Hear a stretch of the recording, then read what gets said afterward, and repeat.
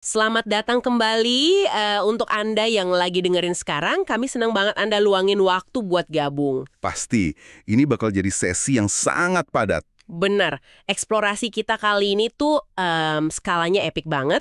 Kita bakal ngebedah transkrip dari sebuah kisah aksi bela diri yang intensitasnya luar biasa. Judulnya The Swordsman's Revenge, 108 Fall to His Blade. Tepat. Tapi satu catatan buat Anda nih sejak awal, kalau Anda mikir ini cuma cerita fiksi, hiburan soal benturan pedang, atau koreografi pertarungan, Anda harus siap terkejut. ya, karena ini sebetulnya studi kasus yang sangat berlapis. Kita akan nyelamin strategi bertahan hidup yang ekstrim, trauma psikologis, manipulasi pikiran, dan pastinya beban dari sebuah dendam yang disimpan selama 10 tahun. Dan kalau kita lihat dari sudut pandang analitis, narasi ini tuh pakai dunia persilatan murni sebagai kanvas aja. Kanvas itu dipakai buat merutiskan sisi paling gelap dari sifat dasar manusia. Ini adalah cermin yang ngeliatin apa yang terjadi pas seseorang didorong sampai ke ujung jurang keputusasaan. Bayangin aja skala konfliknya, semuanya berpusat pada sebuah peta harta karun yang nyimpen lokasi 30.000 tile emas peninggalan dinasti sebelumnya. Itu angka yang luar biasa besar. Banget. Sebagai gambaran buat Anda nih, satu tile itu sekitar 37 gram emas. Jadi kalau 30.000 tile, Itu kekayaan yang masif. Cukup buat ngebiayain pasukan militer atau beli kekuasaan absolut. makanya, demi peta itu terjadilah pembantaian brutal. 37 anggota keluarga dihabisi tanpa sisa dalam satu malam. Dan dari situ, lahir seorang anak yang ngabisin 10 tahun hidupnya cuma buat merancang satu pembalasan dendam yang sempurna. Sebuah dedikasi yang mengerikan. Oke, mari kita bedah ini. Mari kita masuk ke dunia yang benar-benar nggak kenal ampun ini. Yang sangat menarik di sini adalah gimana cerita ini ngebangun fondasi dunianya sebelum tragedi itu sendiri terjadi. Maksudnya konteks dunia persilatannya ya? Betul, dunia yang digambarin di sini bukan tempat yang puitis atau romantis kayak di legenda klasik. Ini ekosistem yang brutal banget. Gimana nyawa manusia itu ibaratnya cuma bidak catur kan? Persis, bidak di papan permainan kekuasaan antar organisasi kejahatan. Kita dihadapin sama faksi raksasa kayak Lembah Lihen dan Yishui Huan. Mereka tuh beroperasi layaknya sindikat atau megakorporasi zaman kuno gitu ya. Ya, saling sikut dan menjatuhkan demi dominasi. Jadi inti sesungguhnya dari cerita ini adalah tentang respons manusia ketika menghadapi kehancuran total. Saat dunia Anda diruntuhkan dalam semalam, gimana Anda milih cara buat bertahan hidup?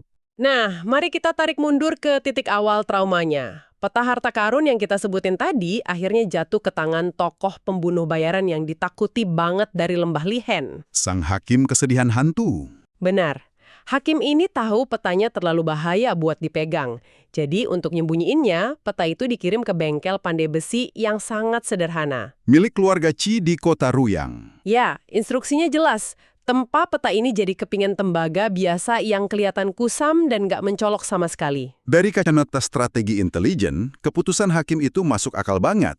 Nyembunyiin sesuatu yang berharga di tempat kumuh dan tak terduga. Tapi buat keluarga Chi yang nggak bersalah, itu undangan maut. Betul, karena mereka cuma pengrajin biasa, nggak ngerti intrik politik tingkat tinggi para pembunuh. Dan tragisnya, ketidaktahuan itu jadi bumerang. Ayah keluarga Ki malah ngerayain selesainya pekerjaan itu karena bayarannya besar. Dia pikir ini bakal ngubah nasib keluarganya. Sayangnya, perayaan itu nggak pernah terjadi. Sama sekali enggak. Di tengah malam, pasukan dari geng saingan Yishui Huan nyerbu masuk. Mereka ngerampas kepingan tembaga itu dan membantai 37 anggota keluarga Ki. Laki-laki, perempuan, orang tua. Cuma satu yang selamat. Ki Junyuan, bocah laki-laki yang umurnya baru 11 tahun, lolos dari lautan darah di bengkelnya sendiri. Menjadi satu-satunya yang selamat dari tragedi kayak gitu, apalagi di usia muda, itu nyiptain pergeseran psikologis yang permanen, nggak bisa diubah lagi. Dunia masa kecilnya hancur lebur malam itu juga. Ya, ruang kosong di jiwanya langsung diisi penuh sama satu tujuan gelap, pembalasan dendam. Dan tujuan itulah yang bawa langkahnya balik ke hakim kesedihan hantu, orang yang secara nggak langsung bawa maut ke rumahnya. Junyuan mohon-mohon buat diangkat jadi murid. Hakim awalnya nolak dengan dingin banget. Kalimat penolakannya tuh nusuk banget buat anak kecil. Dia bilang, jika keluargamu punya uang, sewalah pembunuh. Itu nunjukin betapa transaksionalnya dunia mereka. Tapi Junyuan ini beda, dia bersikeras. Dia bilang kebenciannya terlalu dalam dan dia harus membalasnya dengan kedua tangannya sendiri. Dan momen sang hakim akhirnya nerima Junjuan itu syarat makna filosofis. Karena yang diajarin bukan cuma cara ngayunkan pedang. Tapi filosofi mematikan soal anatomi kelemahan. Betul. Hakim ngajarin titik akupunktur kelemahan absolut manusia. Dia nekanin titik Bai Hui di puncak kepala. Terus titik Wei Lu di punggung bagian bawah. Titik Taiyang di pelipis wajah. Dan Yu Zhen di leher belakang. Satu serangan presisi ke titik-titik ini berarti kematian pasti buat lawan, sekuat apapun otot mereka. Ini metafora yang tajam. Kalau ditarik ke kehidupan nyata, kayak di strategi bisnis atau permainan kekuasaan modern gitu ya? Persis. Anda nggak perlu ngabisin energi buat ngehancurin seluruh sistem lawan yang masif. Anda cuma perlu jeli nemuin di mana letak kelemahan fatalnya dan fokusin serangan ke titik rentan itu. Itu efisien banget, tapi sekaligus benar-benar mereduksi nilai kehidupan manusia jadi sekedar target anatomi. Sangat dingin. Dan dengan filosofi dingin itu, cerita lompat maju 10 tahun. Jun Yuan udah jadi pria dewasa yang dibentuk brutal sama metode hakim. Dia balik ke kota asalnya, Ruyang. Disinilah narasi masuk ke detail kemanusiaannya. Nah, ini bagian yang saya suka. Jun Yuan pergi ke kedai mie iken di pinggir jalan. Kedai itu dikelola teman masa kecilnya, perempuan bernama Ming Hui. Dan ada pesaran yang spesifik banget di situ. Iya, Jun Yuan pesan sup mie ikan, tapi dia minta tambahan cuka tua.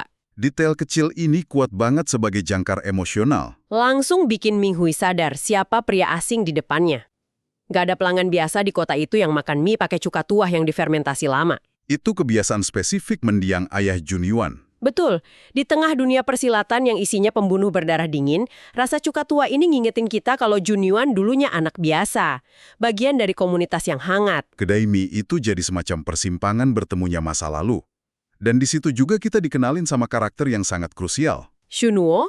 Ya, Shunuo. Awalnya kelihatan kayak polisi lokal biasa yang sering jagain kedai Ming Hui, kayak figur kakak yang protektif. Tapi kenyataannya, Shunuo adalah mantan anggota pemburu bayaran dari geng Ishui Huan. Yang bikin merinding, 10 tahun lalu, dia ada di malam pembantaian keluarga Chi. Dia yang ditugasin ngeksekusi dan ngitung jumlah mayat di bengkel itu. Gila sih. Dan sekarang, dia membelot jadi polisi kecil, diem-diem ngelindungin Ming Hui buat nebus dosanya. Secara psikologis, Shunuo ini ngebawa eksplorasi tentang rasa bersalah yang melumpuhkan. Dia dihantui kenangan waktu ngeliat keluarga Qi mohon ampun sebelum ditebas. Tapi saat itu dia terlalu pengecut buat berbuat sesuatu kan? Makanya dia ngelindungin Ming Hui sekarang sebagai kompensasi psikologis. Dia putus asa nyari penebusan, mastiin setidaknya ada satu nyawa di kota itu yang aman di bawah pengawasannya. Disinilah ceritanya jadi sangat menarik, dan tensinya naik tajam. Karena balas dendam Jun Yuan ke geng Yishui Huan ini ternyata ngebongkar konspirasi yang jauh lebih masif. Ini bukan cuma soal satu pemuda nuntut keadilan. Ada arsitek besar di baliknya. Sang naga perak atau Silver Dragon Tai Sui. Tokoh antagonis utama kita. Melalui penelusuran Jun Yuan, kebongkar skandal pengkhianatan tingkat tinggi. Naga perak awalnya komandan di lembah Lihen. Terus dia malesuin kematiannya pakai mayat yang dibakar sampai nggak bisa dikenali. Dan diam-diam ngebunuh pemimpin tertingginya, Golden Gong Tai Sui. Motifnya apa coba? Dia pengen jadi arsitek di balik Serikat Tiga Aliansi. Dia mau nyatuin semua organisasi pembunuh di bawah kendalinya. Ambisi megalomania yang menghalalkan segala cara. Dia ngelihat semua nyawa manusia murni sebagai pion catur. Termasuk murid yang dia besarkan sendiri ya. Sangat terlihat pada sosok Meng Yi, murid perempuannya. Latar belakang Meng Yi ini ironisnya mirip banget sama Jun Yuan kan? Keluarganya juga dibantai. Naga perak nyelamatin Meng Yi bukan karena belas kasih. Dia ngelihat trauma anak itu sebagai bahan bakar yang sempurna buat dicetak jadi senjata. Dia pakai filosofi cuci otak yang disebut melupakan diri sendiri. Melalui siksaan mental dan fisik, dia maksa Meng Yi matiin emosinya. Nonekan iblis ketakutan di hatinya supaya dia bisa pakai pedang ular perak tanpa keraguan moral sedikit pun. Kalau kita hubungin ini sama dunia nyata, naga perak ini representasi dari pemimpin manipulatif yang eksploitasi penderitaan bawahannya demi metrik kesuksesan organisasi. Luka mental pekerja nggak disembuhin, malah diubah jadi senjata buat ambisi atasan. Nah, saya mau nanya ke Anda yang lagi dengerin. Apa yang menonjol bagi Anda? Apakah Anda berempati sama polisi yang tersiksa hati nuraninya kayak Shunu? Atau justru merinding nyadar kalau Jun Yuan yang rasa pegang kendali penuh atas balas dendamnya ternyata cuma bidak catur di papannya naga perak? Itu mutarbalikan ekspektasi kita soal siapa yang pegang kendali. Dan ini ngebawa kita ke titik kritis narasinya. Saat bidak catur mulai nolak digerakkan sesuai cetak biru, sang master pasti ngeluarin kekerasan absolut. Klimaksnya brutal banget. Naga perak nyadar Juniwan udah nggak bisa diprediksi, jadi dia masang jebakan fatal. Menggunakan Mengyi sebagai sandara. Karena dia tahu Juniman ada perasaan sama Menggi. Cara nyandaranya juga sadis banget. Dia masang 4 beban logam berat tepat di atas leher dan tulang selangka Menggi. Dihubungkan ke sebuah mekanisme. Ya, ultimatumnya, kalau Juniwan salah melangkah 1 kali aja, bebannya jatuh dan matain leher wanita yang dia cintai, di depan matanya sendiri. Tekanan psikologis yang luar biasa. Dan saat Juniwan terpaku, naga perak maju dan langsung nebas lepas lengan Juniwan. Naga perak tertawa, merasa udah menang dan ngancurin fisik lawannya. Tapi disitulah letak kelemahan fatal naga perak. Dia jenius manipulasi hati orang, tapi dibutakan oleh keangkuhannya sendiri. Dia pikir hancurnya fisik berarti hancurnya tekad. Dia meremehkan ketahanan manusia. Kemunduran fisik ekstrim kadang bukan akhir, malah jadi katalis transformasi. Dan transformasinya ini benar-benar plot twist terbesar. Waktu Junyuan berlutut dengan 1 lengan, sosok tak terduga muncul. Sang hakim kesedihan hantu. Gurunya tiba di saat paling genting. Dan dia nggak datang dengan tangan kosong. Dia bawa pusaka yang namanya Tangan Ashura. Tolong jelasin soal ini, karena ini mahakarya mekanik yang gila banget. Tangan Ashura ini puncak rekayasa persenjataan. Lengan prostetik mekanis yang mematikan, ditempa dari berlian berusia ribuan tahun. Nggak bisa dihancurin pakai senjata tajam biasa? Di dalamnya ada mekanisme 5 bilah pisau rahasia, 5 Ghosts Chasing Soul Darts, bisa diluncurkan jarak dekat. Terdahulu, murni untuk menghancurkan senjata berbasis medan magnetik. Yang merupakan senjata andalannya naga perak. Tepat. Dan ini memunculkan pertanyaan penting. Untuk bisa masang tangan Ashura supaya menyatu sama saraf, seseorang harus kehilangan lengan aslinya dulu. Astaga, jadi tragedi hilangnya lengan Junyuan tadi bukan simbol kekalahan. Itu adalah prasyarat takdir. Kondisi mutlak supaya dia bisa berevolusi dan pakai senjata pamungkas buat ngebantai naga perak. Ironi yang kejam. Anda kehilangan sebagian tubuh Anda sebagai harga tiket buat dapat kekuatan yang akan nyelamatin Anda. Kekuatan dewa perang yang murka menuntut pengorbanan daging dan darah dari pemakainya. Dan itu bawa kita pada akhir perjalanan Junyuan. Di awal, hakim pernah ngingetin, balas dendam adalah jalan yang tidak bisa kembali. Peringatan itu terbukti absolut. Iya, Junyuan sukses mencabik-cabik naga perak. Dia menang. Tapi harga dari kemenangan ini, 37 keluarganya tetap mati, dia kehilangan lengan aslinya. Impian hidup tenangnya hancur. Dia harus ngembara seumur hidupnya di jalanan keras, didampingi Mengwi yang selamanya bawa luka trauma. Kemenangan ini terasa hampa banget. Pemenang yang dihancurkan oleh kemenangannya sendiri. Jadi apa arti dari semua ini? Bagi Anda yang nyimak, kisah ini ngingetin kita kalau ambisi kekuasaan dan balas dendam selalu nuntut pengorbanan permanen. Menang dalam pertikaian seringkali berarti merelakan sebagian kemanusiaan kita. Nah, saat kita ngira narasinya udah selesai, ada satu realita lagi yang bikin merinding. Coba pikirin fakta ini dan renungkan malam ini. Silakan. Tangan Ashura yang terbuat dari berlian itu udah dirancang sejak lama banget sama Master Lembah Tua. Secara spesifik karena dia udah mengantisipasi pengkhianatan naga perak. Fakta yang mengubah segalanya. Kalau sang Master Tua udah ngeprediksi ini jauh sebelum terjadi, lalu seberapa jauh tragedi hidup Junyuan itu dimanipulasi dari balik layar?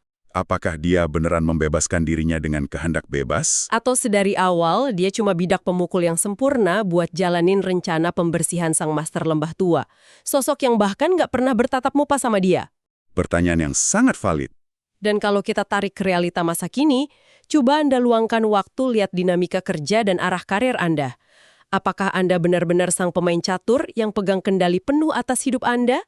Atau tanpa sadar, Anda selama ini cuma bidak produktif di dalam strategi besar milik pihak lain yang belum Anda sadari? Sesuatu yang layak direnungkan. Terima kasih telah menemani kami dalam eksplorasi hari ini. Teruslah bertanya, karena pengetahuan dan perspektif yang jernih adalah senjata pertahanan terbaik Anda. Sampai jumpa.